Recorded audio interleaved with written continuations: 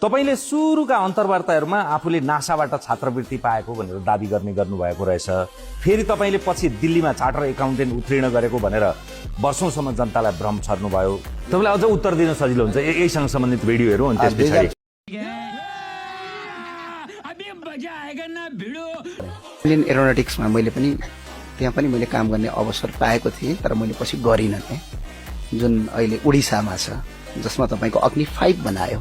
त्यतिखेर म selected person हो इन्डियाको अग्नि 5, तर मैले त्यतिखेर जब गरिनँ। कारण किनभने अर्काका देशका लागि म हतियार बनाउँदिनँ, किनभने नेपाल चाहिन्छ। यो चाहिँ राम्रो गर्नुभयो। यो चाहिँ विनयजङ बस्नेत भन्ने मान्छेसँग हामीले कमेडी गरेको भिडियो बाहिर ल्याएर उभ्याउन सक्नुहुन्छ।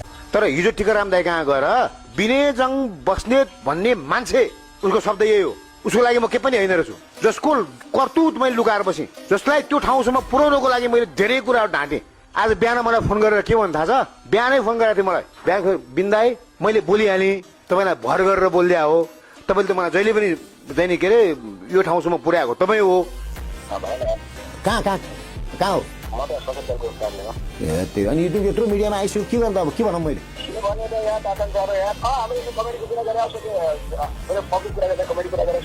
त्यही भन्दै नि तिमीले यो बारेमा त मैले बेबारिस लास्ट पोल्छ मेरो दाइले भनेर सम्झना पहिले मान्यो भने बोल्नु पर्ने थिएन। अब के गर्नु मैले? उसले भनेको सही भन्ने नि मैले। ए सोध्नलाई त कति मान्छेले फोन गरिसक्यो, टिकाराम दाइले फोन गरिसक्यो मलाई, के भन्ने हो? जाठा होइन त्यो मान्छे मिडिया हुन्छ यार। अग्नि 5 एसएलसी फेल भए मान्छेले अग्नि 5 को कुरै नगरे हुन्छ। सीए त के पनि होइन त्यसको लागि, के पनि होइन। कहाँ सीए भने त त्यसलाई फुल फर्मै थाहा छैन होला। भनेपछि यस्ता मान्छेले आज आएर देश बनाउँछु भन्छ, अनि जुम्लाको 16 जनतालाई झुक्क्याउँछ।